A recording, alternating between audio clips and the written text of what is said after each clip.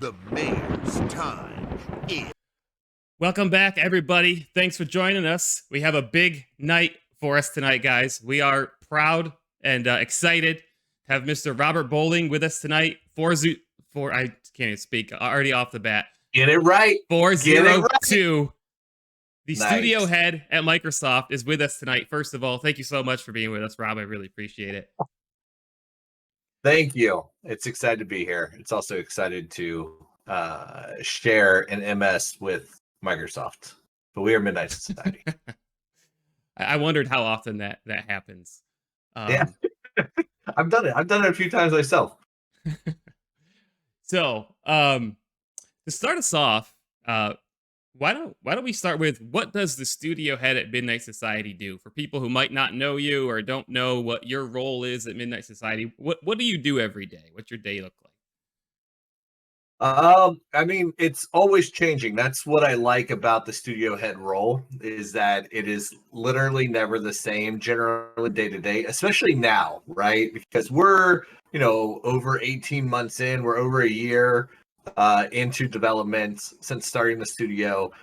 In the early days, I got to be part of every single conversation, right? Like when we're four guys in a room to like 7 people to like 10 people, like generally everybody's in every single conversation. Every single decision is a group decision that we're sort of working at, right? Now we're very far in development, right? We've shipped 5 public playable snapshots. The team is over 50 something full-time developers, which is insane to think about. Like the game has grown so much. So now I'm not in every single call. So generally I'm coming in, I'll try to tune in to our daily stand-up. So at 10 a.m. every single morning, the game team has their own stand-up, and then the marketing team has their own stand-up. Based on where the biggest priority is that needs my involvement, I will decide where I'm going to sort of listen in, right? Okay. For those who are not familiar with what a stand-up is in a game environment and in a game dev environment, is essentially that is a time for every member of the team very quickly, right? We're not diving in and discussing it in depth, but very quickly to talk about what they're doing that day. And most importantly, the goal of it is to identify like, hey, are you finishing something that needs to be handed off to somebody that day? And you're just giving them a heads up so they know if they're not paying attention to Reich and then task tracking. Or do you have a blocker, right? Is there something preventing you from completing whatever you're supposed to be doing? That's really the goal of the stand-up. For me, it allows me to just get a really quick snapshot at the beginning of the day of like the health of the project and team and what's going on, right? Because I generally have a very holistic view of the entire game and the entire company, more so than anybody else, right? Where one person might be working on a very specific feature for the game, right? Like Brian Thompson, who's a gameplay engineer, is focused on a very specific feature right now. And he's heads down, really only worrying about that. He's not worrying about like what we're building on the website that's going to integrate into the game, right? He's not worried about a lot of the high level event planning for the next in-person event or the snapshot. So my time is really going to be divided between all of those things. Where I would say right now where we're at, it's 25% on game stuff, 25% on platform stuff. And when I say platform, I mean like all the UGC stuff and the tools and the stuff that we're going to give our community to help make stuff.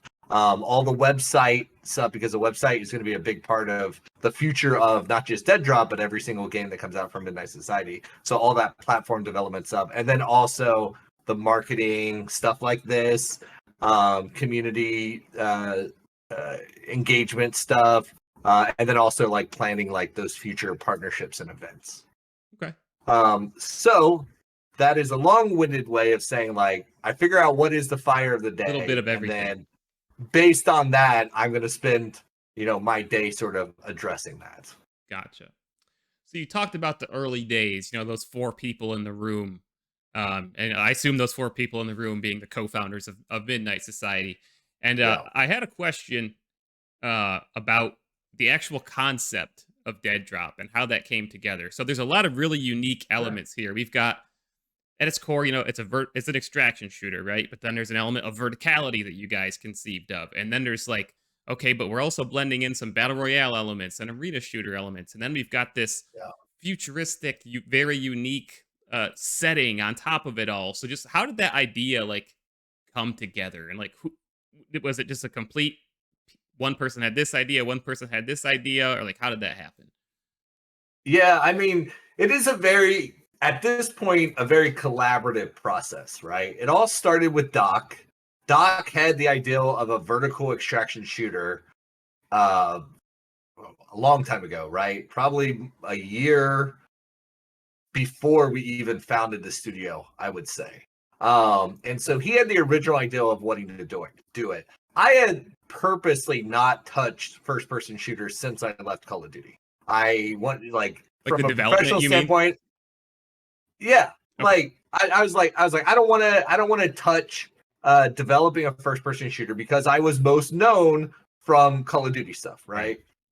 And so I'm like, I'm not going to touch that unless what we do can be better than that. And Doc, obviously, we met back when we worked together on Modern Warfare 3.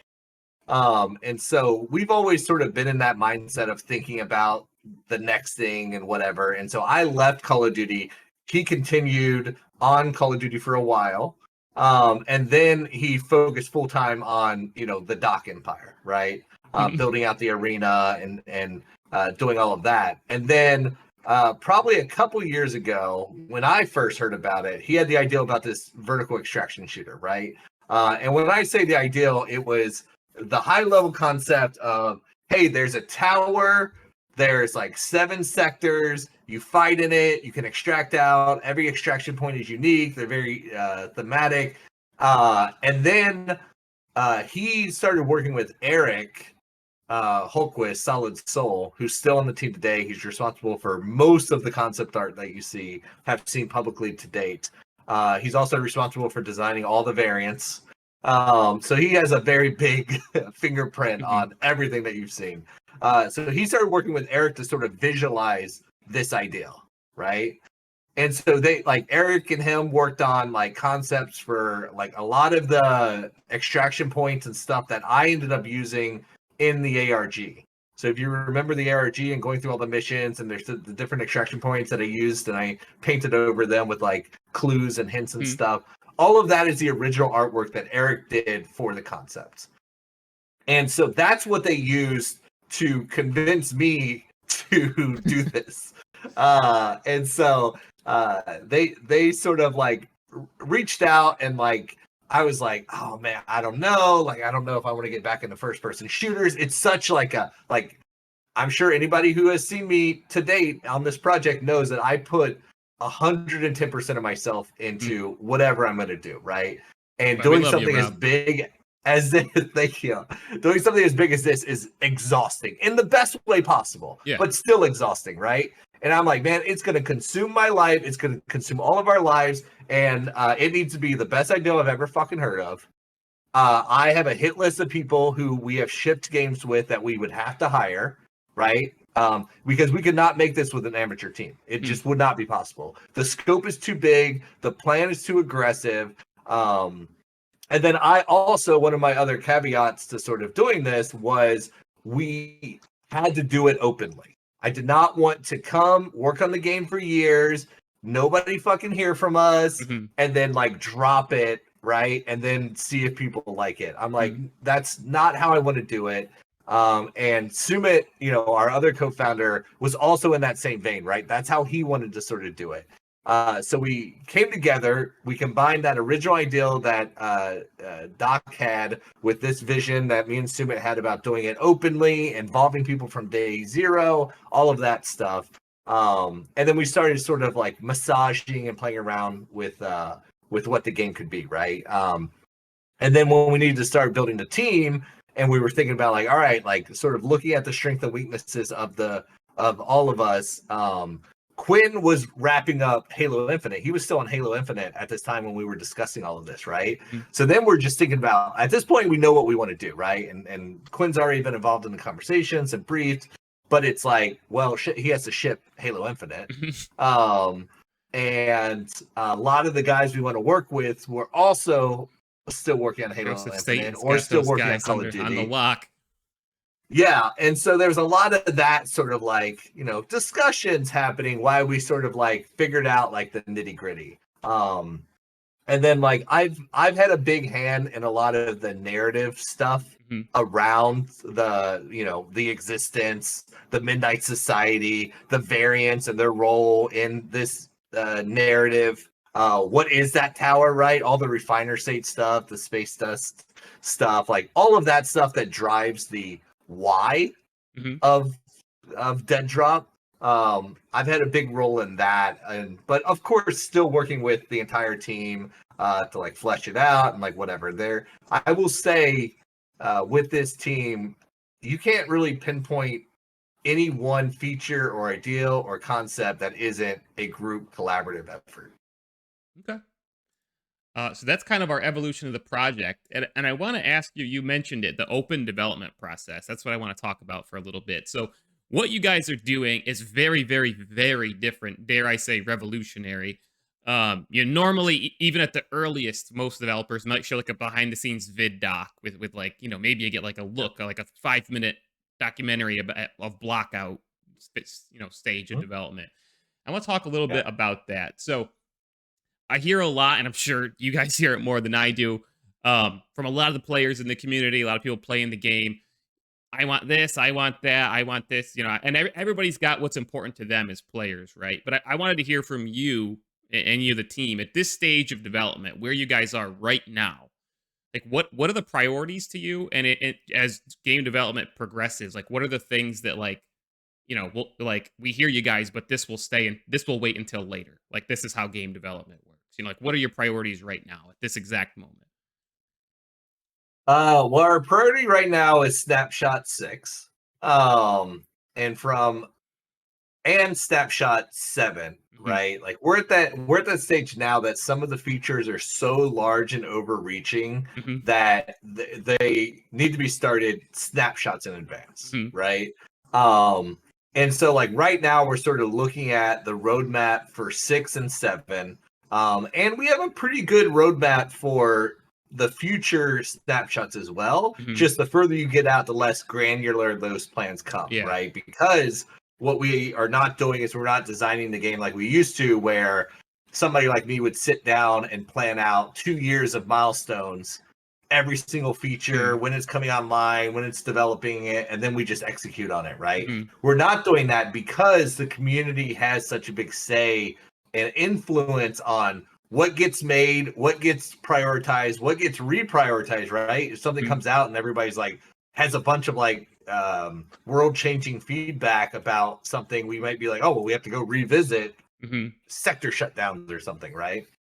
And so I will say, like across the board, the team is like all unified on Snapshot 6 and 7, where you know like the the Say design what you want to team say, man. the design team right now is prototyping a lot of new gameplay stuff that will not debut until Snapshot 7. Okay. um and then the gameplay Vehicles. engineering team is focused entirely on refinements to gameplay that will appear in Snapshot 6, right? So Hmm. like because we are now in the tower, things have shifted a lot, Hmm. because we sort of have this like dual focus between what is coming and maintaining and improving what exists, Hmm. right? So before it was a lot more singular focus where it's like, hey, everybody's playing the same thing, Yeah. Yeah. right? Very shortly the community will be divided, and like there's a number of things that you could be doing, right? Maybe Hmm. some people want to start dabbling with creative mode stuff, and maybe people want to just keep grinding dead drop in the existing sectors, and maybe people want to start testing the future sectors, right? And so we've created this cadence now where you might have noticed in the last variant guide, I updated the definition for proving grounds, which is like I did I notice forget that. the exact wording of it, but it's like a kill Kill house built house. by claws to train for future sectors, right?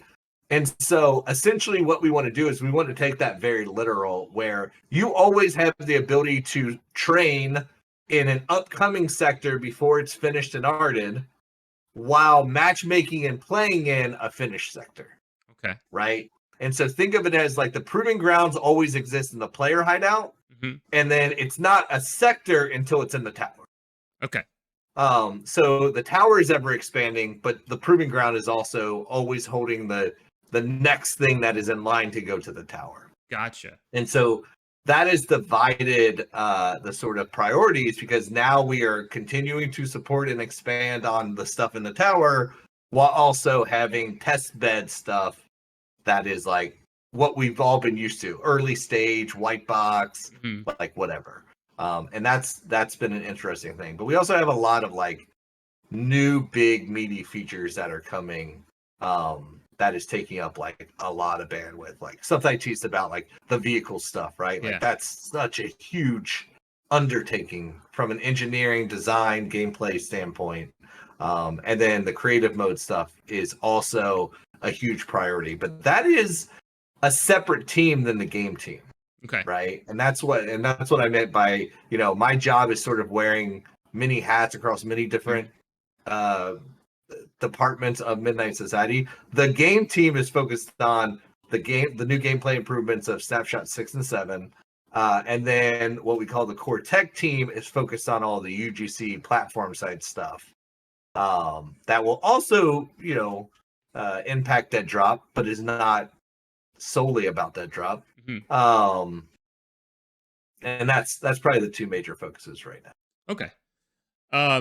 So again, talking about the open development process. So like, it's something that I would describe, especially in the world that we live in today, with like the internet being the way it is. It's very ballsy. Like to be like, it's like I equate it to like basically walking outside and showing yourself naked, right? Like you're making yourself super vulnerable. Like it's not what most teams do. And we've seen a lot of games and developers, like, I'm not inside the studio, but I think there's been stories that have gotten out, and like games that based on public perception and reaction, we've literally seen certain games like basically be canceled, literally because of just bad public first reactions. So when I see what you guys are doing, I wonder, like, when you hear comments, like, you guys are doing something very differently. You're showing your game after, the first snapshot was after what, 3 months of development.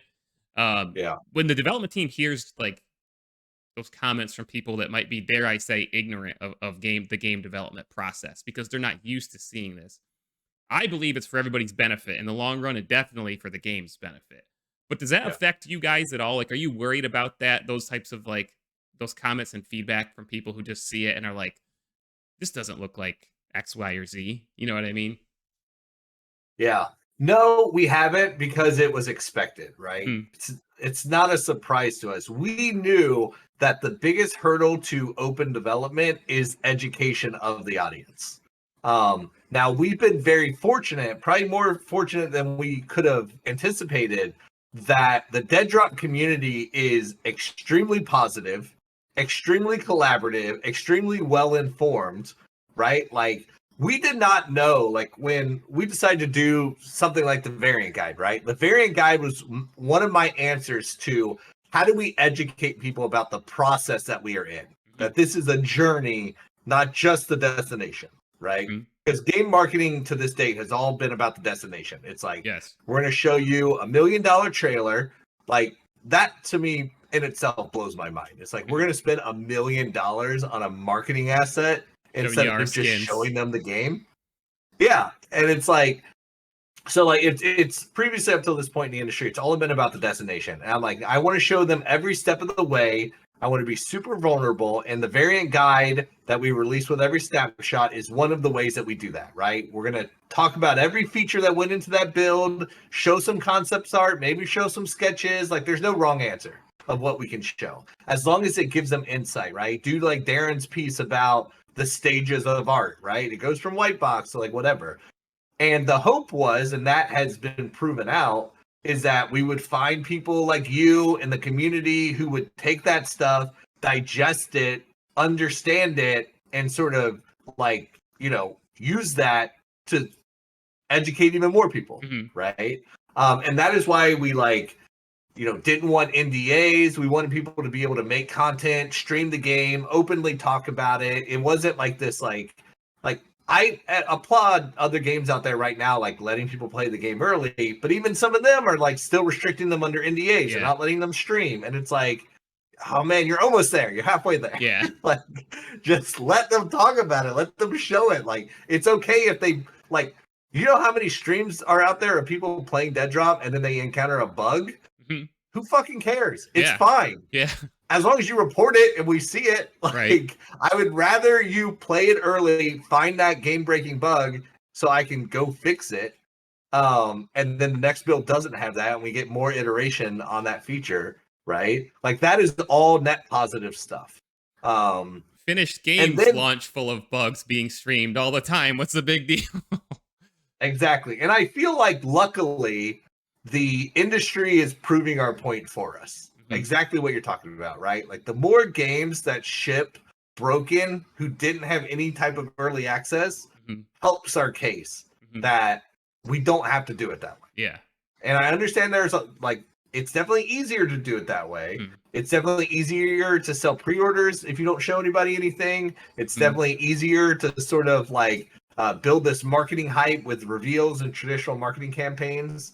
But it's not the only way. And I actually think the player is better off and the game is better off if we just sort of stop being precious about it. So to answer the core question, no, it doesn't bother us because we expected it. But also we have a very large community that is very vocal in helping us sort of educate and share. And the other thing I like about it is because we have no PR, right? There's no public relations to any of this. I can just come out and somebody say, oh, this looks broken. I'd be like, oh, yeah, you're right. That is broken. Yeah. Let me fix it. Or like, this looks unfinished. Oh, it is unfinished. Yeah. Let me finish it. Right? Like, there is no awkwardness around it. Right. What would you say has been the absolute hardest part of DEADROP's development cycle so far? Biggest challenge? I don't know, man. Things have been pretty smooth. I would say that has been the biggest challenge initially. The open development, right? Is like, well, yeah, the open development is definitely harder, but also sort of like training people to not have that knee-jerk reaction. And like, we're 5 snapshots in now, so it's not a problem anymore. But like, snapshot 1, like the first time Doc showed the game on stream, right? And people are like, this is a mobile game. It's like, well, okay. Well, please read the material. Right. Like, if you only saw Doc stream snapshot 1 or something, and you didn't read the variant guide, you never came to the website, you didn't listen to any of the Q&As, right? Like, you didn't know any of the context. I saw 15 like, that was the hard TikTok. part. Yeah. Yes. And it wasn't, and the hard part about that emotionally was you didn't know until snapshot 2 if it was ever going to land. Right. Like, if people were going to actually listen and read the materials and look at the stuff and get it, right? Yeah. And luckily people did get it. And now we're at the point where, like, I will have, developers on other big AAA games who I'm friends with reach out to me and say, like, oh man, like, I get it. It's better. I have a friend who works at a studio, which I won't name, but they're a big AAA shooter development studio. And they saw, that I've been covering DEADROP. And they're like, I think you're doing, like, a really good thing. And what I really want to say is we are very thankful over here that what they are doing over there. Like, that was how he worded it. He didn't elaborate any further, but he's like, we are watching and, like, we are very grateful that they are breaking this ground. So on behalf of all of us who are playing the game and participating, thank you guys for doing that very hard thing, because I think it's beneficial in the long run. So during the Discord AMA that you did, I don't know, maybe 3 weeks ago now, talked a little bit about the introduction of AI and PvE elements, and the game is PvPvE. I want to talk a little bit about that. And my first question is, I've got a few questions about this, but there's been a lot of people, the community, as you know, the DEADROP community is very positive and excited for the game, but also very competitive. There's a lot of us in the community who are just competitors by nature. I mean, Doc himself is, the most competitive gamer in history since 1993 and 1994, But so I want to know, as you guys are introducing the PvPvE elements and so on, um, what do you say to the people who've been enjoying the game as a PvP only experience as they're playing it in Snapshot 5 right now?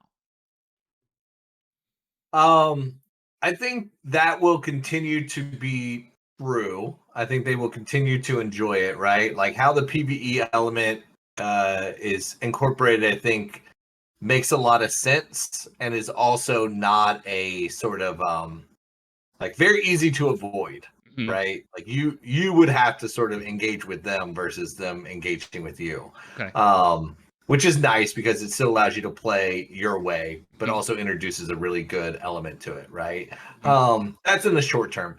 In the long term, it's not a concern at all because in the long term, the game is a very deep game Mhm. and there's going to be modes for sort of everybody's sort of appeal, right? Like Okay. people who love PvE and people who do not want anything to do with PvE and people who want a super casual experience or people who Mhm. like don't want to lose their shit at all, Mhm. right? Like there's a lot of sort of different ways that you'll be able to play the game. And mostly that's thanks to the UGC creative mode, right? That's going Okay. to introduce a lot of diversity and variety. Yeah. Um but we are Doc especially has a lot of opinions on AI's incorporation in Mhm. games like this, right? And so not only are there advocates in and outside the Right. studio about the right way to do this, but the important thing is we don't necessarily have the answer until we try it and we all play it Right. and we all decide if we did it right. Mhm. You know, like there are no nails in coffins Mhm. in Dead Drop because like our whole way of developing this game is like, hey, here's how we think is compelling. Mhm. Let's stick it in. Let's play it in the next snapshot, right? And then talk about it. Mhm. And then be like, oh, I love this. I hate this. It's like, all right, well, let's tweak it or what it, right? And if in the next snapshot we completely remove it because that's what everybody wants, that's fine Mhm. because it now exists in the game. We have all those systems. Somebody else can take that system and apply it to their mode, Mhm. and then maybe that takes off and it becomes popular. Okay. So you seem confident. Do you feel comfortable saying, going forward, however the game evolves, there will definitely be PvP only experiences available Oh, in the 100%. future? Okay. Oh, yeah, 100%. I like the direct answer. Points for Yes. points for you. So my next question again goes back to the very unique setting of Dead Drop. Whenever I'm trying to explain this game to people, I'm always like, well, it's kind of like Judge Dredd, like the more recent one with Carl Urban. Like, think about that, Like I'm always trying to explain. Um, and with the introduction of PVE elements, and I don't know if you can elaborate on this, but I've done a lot of speculation about based on what we've seen. Like obviously we've seen in the concept art like your traditional like NPCs type soldiers walking around in the concept art. And I think that's obviously what we're expecting on the AI front. But have you guys like considered or prototyped any we've got those like Terminator like things in the hideout like early on. I'm wondering if there's any kind of like, cybernetic monstrosity type like boss mobs or something we might see at some point down the road. Anything like that come to mind in discussions? There, there, there's a lot going on in that tower that is unique. Um, I would say those early concepts represent sort of a like an early vision of the tower, right? And Mhm. from a narrative standpoint, things have evolved a lot in this universe. Mhm. Like a perfect example is that you talked about the cyborg things that you can shoot in the firing range in the player hideout in the early snapshots. Those were early models of sins, Mhm. right? Those were like, oh, when synthetics were originally invented in this universe, like they were very primitive, like robotic sort of things, right? Less synthetic human, more full-on cyborg type things. But they have advanced greatly since the beginning of the refiner states. The same can be said for the cleaners, which are the AI, right? Mhm. how they started, which might have been very normal, like just, hey, I got a job at the tower, I work for the tower, like whatever. Tony Soprano's voice. Has evolved greatly since then. So I am excited for everybody to see like the progression that they have taken since like Darren and Brandon and the art team has sort of been and Ron have been like working on them. But it is, I think you'll be very excited. Based on that question, I think you'll be very excited. That's quite the tease. Yeah. So speaking of, continuing on with the DEADROP universe and this setting, something that I'm very excited for is stories to be told within this universe. Because again, the setting is unique, the vibe is very unique. During the ARG and stuff, we got some looks at some really intriguing characters, which may or may not carry over to the game. We'll see. But just the entire setting, the vibe, the atmosphere is something. So I wondered, these days everything is about transmedia and stuff. Expanding your franchise into comics, books, movies, TV, all that stuff. And I know we're getting way down the road here, but if you could pick a DEADROP transmedia project to pursue, what would it be? I think there's a lot of really good outlets for what we're doing in the narrative side of DEADROP, right? Like I worked with Jim Lee back to do the Modern Warfare 2 Ghost comic series, right? Awesome. Worked very closely with him and the team. Did that whole series. It was a lot of fun, right? And I thought it was a fun way to sort of just explore the backstory of a character that became popular after the fact. Right? We didn't expect Ghost to be as popular as he ended up being. That was a great experience, right? I could definitely see, especially since the Dirk Saplums are key to the sort of narrative of the universe. I could very easily see translating that into real world comics and exploring, a lot of the deep sort of lore of like variants and the eyes and the cleaners and the history of the refiner state and how they came to be, how variants came to be. There's a lot of backstory that we will never explain in game that is ripe for comics, right? I also think doing a animated series is also very likely, like a very mature Invincible style animated series would lend itself very well with the type of narrative that we do, because everything we do is very character faction driven, which is a deep bench for storytelling. Okay. So those are the two things I think would be most compelling. I think it'll be a while. Like, I think we need to build a lot of stuff before we get to like the feature film level type stuff. Do you first of all, call me when it's time to write the comics. I'll help you out there. Second of all, can you pronounce the comic series again for us? Dirk Saplum. Dirk Saplum. I just want to make sure we get that correct going forward. Yeah. Thank you. Okay. So, next question. We know that the game is seemingly being planned for obviously PC, next gen console, so on and so forth. But I wanted to ask, are you guys planning on self-publishing? And when you talk about, so PC release is very wide, and I know you probably can't say like it will be out on X platform or whatever, but that's like a very wide spectrum of things. So like I'm thinking, like, do you guys launch with a launcher? Do you launch on Steam? Do you launch in the Epic Game Store? Do you plan on working with a publisher at all? Are those considerations that you're making? Yeah, so right now everybody we're talking to, when we're talking to Xbox, we're talking to PlayStation, we're talking to Epic Game Store, we're all talking to them as a publisher, right? We're not talking to them as a developer looking for publishing services. So the current plan is to self-publish on every platform. Okay. Now we don't know what will happen in the future, right? But right now we have no incentive or plan to work with a publisher. We are the publisher. Okay. Speaking of launcher, I know that a lot of people could a DEADROP launcher be something that might come into the plan sooner rather than later, like even during the snapshot development, because I know there was some like confusion with some people like updating from snapshot 5 to 5.1 and stuff. So like something like a launcher might help with that. Is that something that's being considered? Yeah, a launcher is in the plan, but it would be a Midnight Society launcher, not a Right. DEADROP launcher, right? So think of it as like DEADROP is the first game for the Midnight Society platform. Mhm. Once UGC and all that stuff's introduced, there's going to be potentially a lot of experience that are available through that same launcher. But the first and most prominent, obviously, being DEADROP. Okay. You mentioned Xbox. Has Phil Spencer approached you about purchasing Midnight Society yet? No, not yet. You know what? I wouldn't sell it even if he did.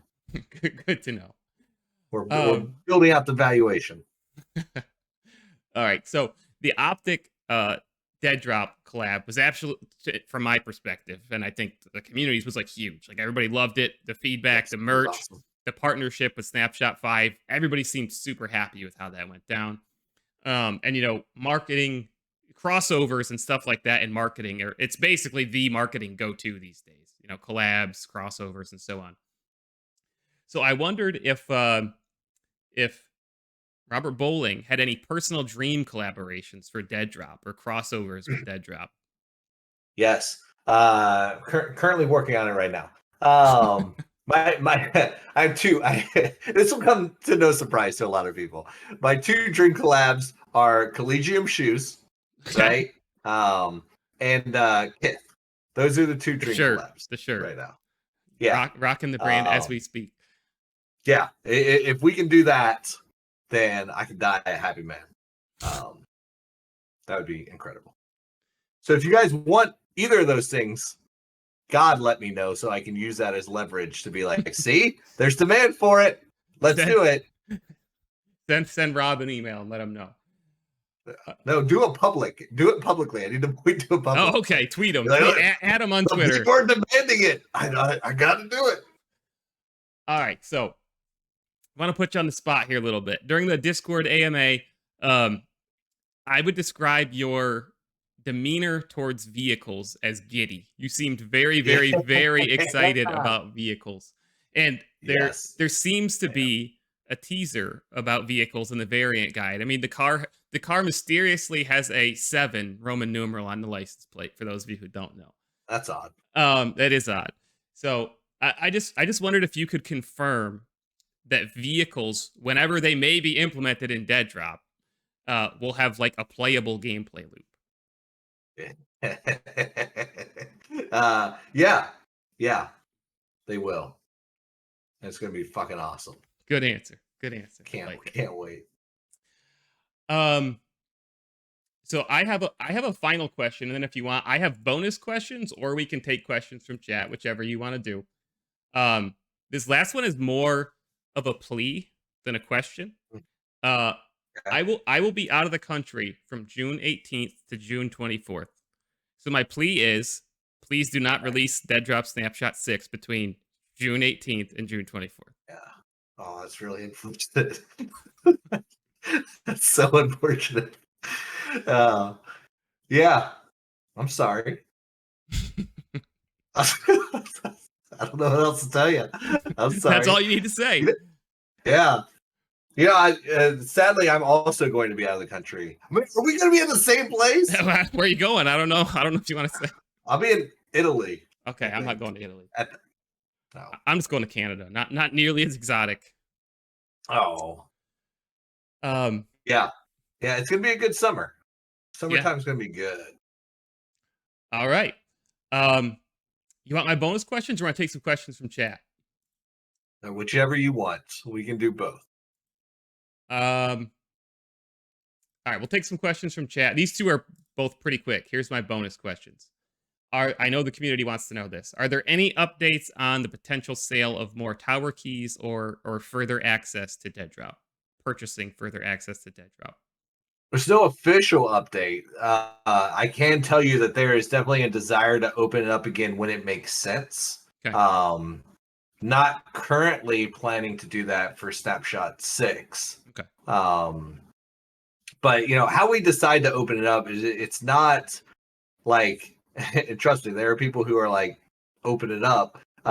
It is not a revenue driving tool, right? Mm-hmm. It is a community building tool. Mm-hmm. And so we want the community to grow at a pace that makes sense for the game for a number of reasons, right? we do early access, we do pre-alpha access for a very specific reason. It's to get feedback on very specific features. And we want that feedback to be constructive and useful and digestible and like us to be able to manage it and be able to be like, oh, this is good in that. Right now, we have very good, very active, very responsible variants to give feedback, right?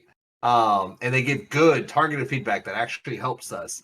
And so we opened it up with Tower Key, and that has been great because we got a lot of data, we got a lot of play telemetry stuff. We were able to test a lot of features at a larger scale. That has been fantastic. I don't think Snapshot 6 has any feature that requires a large influx of players. So if it doesn't, we won't do it, right? Snapshot 7, on the other hand, that could have some features that could really benefit from a whole fresh batch of people. Okay. So then I would consider it more likely. But what it is, the details of it, what's included in it, how it's selected, that is not yet decided or known. Okay. Let's rapid fire some of these questions. I'll try to pick ones that you can answer pretty straightforwardly, and then I'll have one whenever we're ready to wrap up. I'll have one final question for you. Great. I see multiple questions about when can we get leaderboards or stats. It's a good question. Telemetry and like stat-based stuff is a high priority during Snapshot 6. And when I say that, that means like building it and developing it during Snapshot 6. When it would be available in an actual build, I do not yet know, right? But we are definitely working on a lot of like the hooks and stuff that we have to do to track certain things. But yeah, so that work is definitely being done actively now. I just don't know when you'll see it. Okay. Will our loot and stashes carry over to Snapshot 6? Potentially not. And I just want to be upfront about that. Like, it is possible that there could be a stash wipe, especially if we are going to introduce like a lot of stuff to do with that stash. It kind of breaks our ability to test the balance of things if somebody has 80 fully kitted sniper rifles on day one. Yeah. Right. So we're evaluating that. My gut tells me that there will probably be a wipe for SS6. When will stuff like squads or parties become available? It's in development. It is in development right now. Will we see melee or melee weapons? The question is specifically in Snapshot 6, but you can answer it in a broad sense if you want. Yeah, you will definitely see melee weapons. I don't think you'll see them in 6. Okay. They are on the roadmap. They're like close enough on the roadmap that like, you know, I see them on a daily basis, but not for Snapshot 6.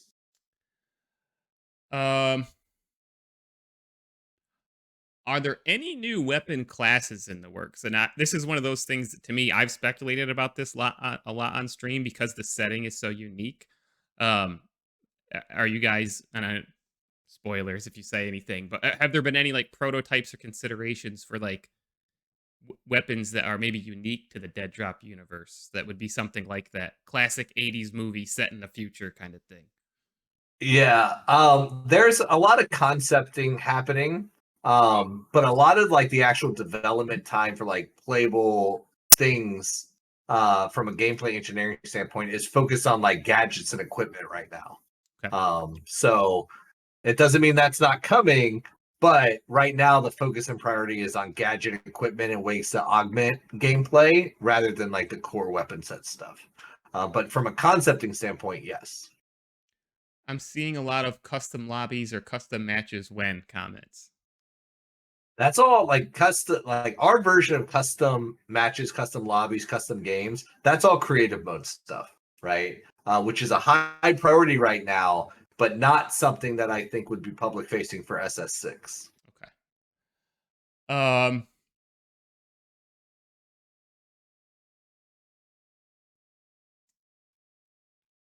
Reading through the comments here. Yeah, that UGC stuff is like such a huge undertaking Mhm. because it has literally required us to build the game from the ground up, expecting every aspect of it to be modded, right? Yeah. Which is a huge undertaking because normally the way that you expedite development is you're like, oh, like I can just hard code that. I don't have to worry about that being Right. exposed. Like every single time an engineer needs to expose a variable to a designer or a design interface, like that's just extra work. Now imagine sort of by default just deciding to do that with everything that's possible to do that with, you know? And so it is a huge undertaking that takes a lot of time, but taking that time early and from the ground up gives the creators so much more flexibility than you could ever imagine, right? And so like right now what we've been doing is we've been sort of looking at like, is it possible to recreate, like obviously we've made DEADROP as it is, right, from a normal game development engine standpoint, but is it possible to recreate everything that we've done purely in creative mode, right? And that's been an experiment that we've been doing internally now. So when we say custom modes, like it is like legit, like will be legit, like custom. So when I hear everything that I've heard about UGC and creative mode, whatever we want to call, whatever you guys final name decide on this, it's obviously going to be front and center to the game, very forward facing, huge part of the game. Am I right to assume that for UGC we're looking still several snapshots down the road? The earliest version of UGC. I think maybe not several, maybe one to one. So what's several? 3 or more? To me, a few is 3. I'd say several is plus 3. Oh, then less than several. Okay. Less than several. Great, good answer. I know you talked about this during the Discord AMA, but a lot of people are asking about further controller support and enhancements and optimization on that. Always. Yeah, controllers are constantly getting improvements and adjustments. We are always desperately in need of controller player feedback because the mass majority of our community does not play on controllers. So anybody who's trying to play DEADROP on a controller and has feedback about dead zones and stickiness and auto aim and like all of that stuff, aim support, like all of that stuff, that feedback is highly coveted and valuable at this stage of development. Because controllers will continue to get iteration all the way through, especially once we have our console builds. Spicy Dingle wants to know, and I think this is a great question. Are there any big changes to movement or traversal coming? And I think what he means by this is the actual, not so much as equipment, but like game mechanics. So I know there's been a lot of us who've speculated about like, well, this is unintended design or something like that. Like bunny hopping comes up. Like, should that be a thing? Is there any changes on the movement front that you guys like? Okay, we have to adjust this or change this or add this or remove that.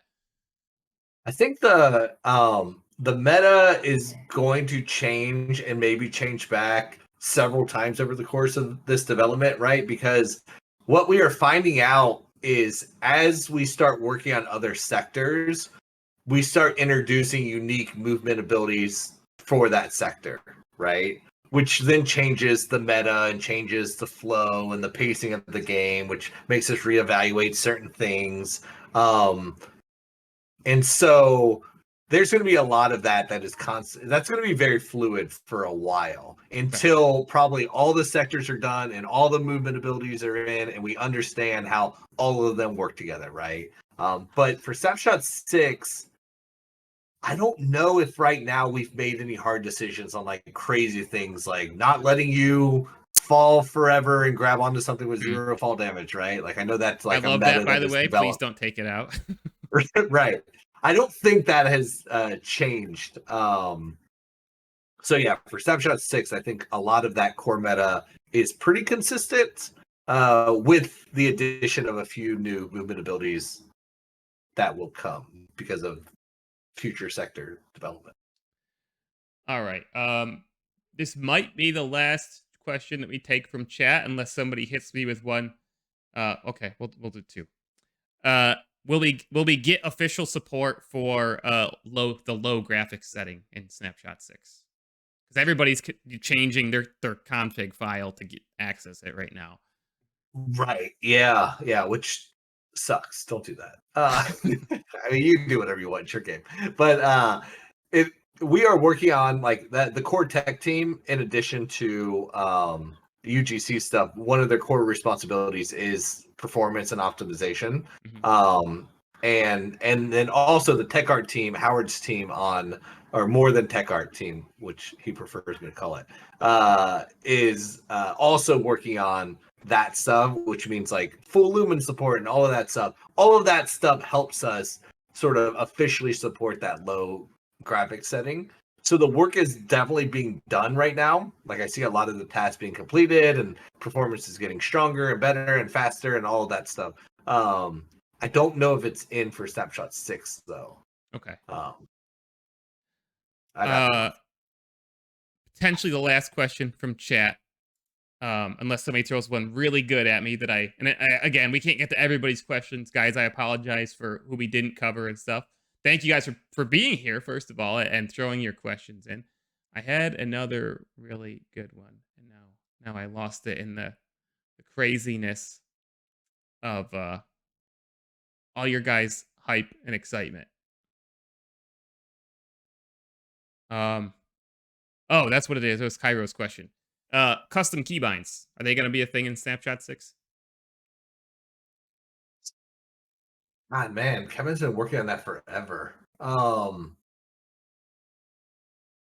Don't know. I don't want to commit that it is in Snapshot 6. What I can tell you is that it's been in development since Snapshot 4. There's a lot of UI work that had to be done for it. And it was at one point on the schedule for Snapshot 6. I just don't know if it got pushed or not. Okay. Because of some of the other features. But that was a very high priority very early on. And so got like, because of community feedback, like things do because of the way we developed this game, it got pulled up in priority a lot, was on the schedule, got a ton of work onto it. I just don't know where it's at currently. I have one more question for you, but is there anything that you definitely want to communicate to the DEADROP community right now? Just anything at all? Just you want us to focus on X, Y, or Z, or just share something you're really excited about, or anything at all come to mind?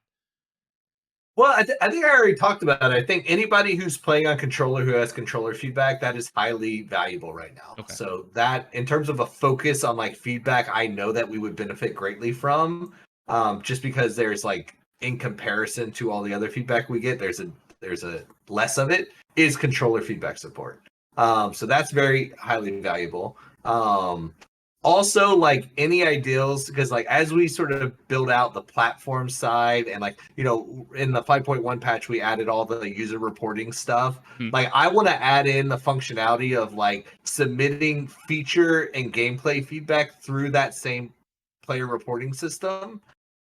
Any ideals you have on like that, on like better, more fluid in-game ways to provide feedback on the development, on features, on balancing of weapons, on any of that stuff, let us know, right? Because I would like to start incorporating that stuff on the platform side, because we're getting to the stage now that we're moving beyond like filling out a feedback form and like having to participate in a Discord conversation. Like we want to diversify and add deeper, meaningful ways for you to submit feedback on specific things that you care about. So any ideas on that, or what you would like to see in that reporting system to help you do that, right? Like if you were playing any of the snapshots and you're like, oh, I had this idea, it would be really great if I could do X to let you know, let us know, right? Okay. What that is. Okay. I just noticed we're also at 117 subs. You guys are nuts. You already have me getting a DEADROP tattoo, so I don't know what you're going for now, but where's it going? Left shoulder. It's okay. The claw logo. Oh, nice. I was gonna do a full, the full skull across my full back, but my wife vetoed that one. She's like, "Yeah, no go." Oh, I want you to be a father someday. You're not getting a full back tat. Yeah. I was identifying right here. I was gonna do the skull coming out of this black into the hand. There you go. But my schedule has just been crazy. All right, I'm taking one more question from chat, then I'll ask my final question. I've seen a bunch of references to this. Something like theater mode or replays. Is that something that's on your guys' roadmap, so to speak? It's not. Is that? God, it's been so long since I've talked about a theater mode since like Black Ops 1. Halo 3 days. Yeah, is that still a relevant feature that people care about? Like, I feel like everybody captures so much content in so many other Kill ways cams, now. a lot of people are saying. Kill cams. That's what they seem to prefer. Oh yeah, we call them instigator cams because fun fact, Activision trademarked kill cam. Um, but yeah, like instigator cam, sort of death cam, sort of stuff. Yes, that is definitely on the road. Okay, gotcha. Is that all that type of replay? I get it. I thought meant like the old school, like we recorded the entire game from every angle, and now you can Like replay move it the and cut it camera together. around freely. Yeah, because we are not planning that right now. Okay. All right, my final question. For anybody out there who wants to get into game development or maybe is specifically interested in working for Midnight Society, whether it be now or in the future, what advice would you have for those people? My advice to that question in general is always start making stuff, right? That is the biggest way to get on the radar of anybody that you would want to work with.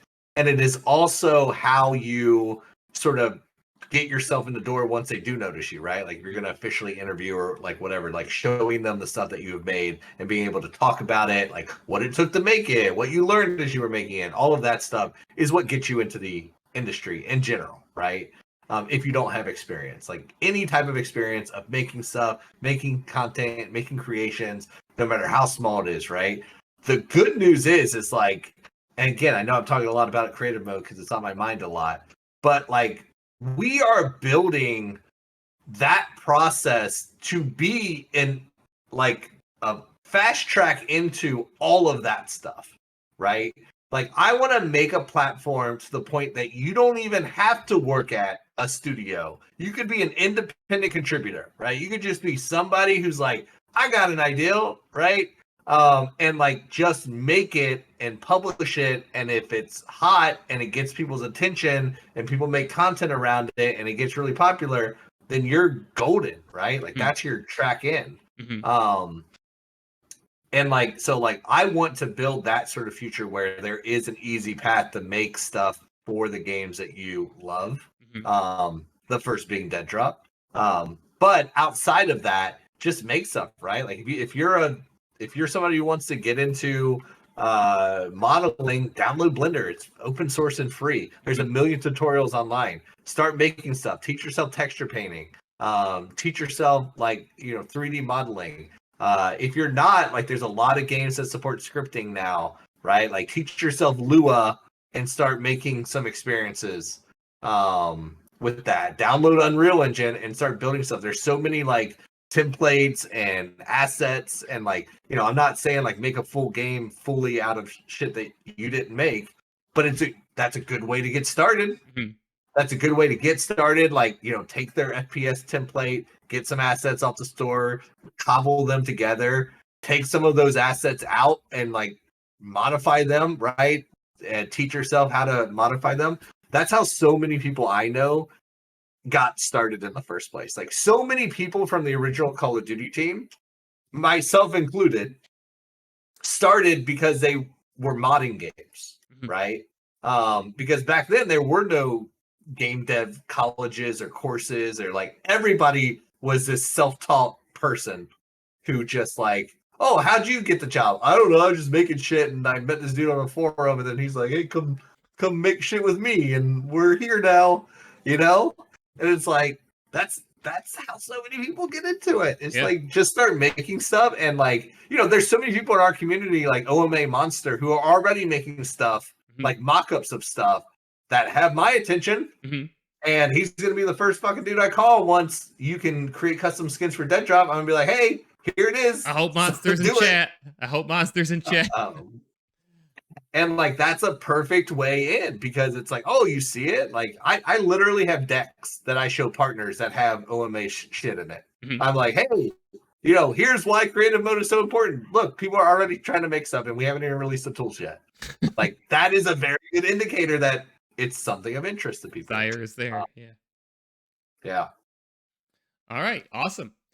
Well, I think that about wraps it up for us. So, thank you first and foremost for being here, being so open with us, taking your time out of your day to talk with us and talk about DEADROP. I know everybody in chat looks hyped as hell, as am I.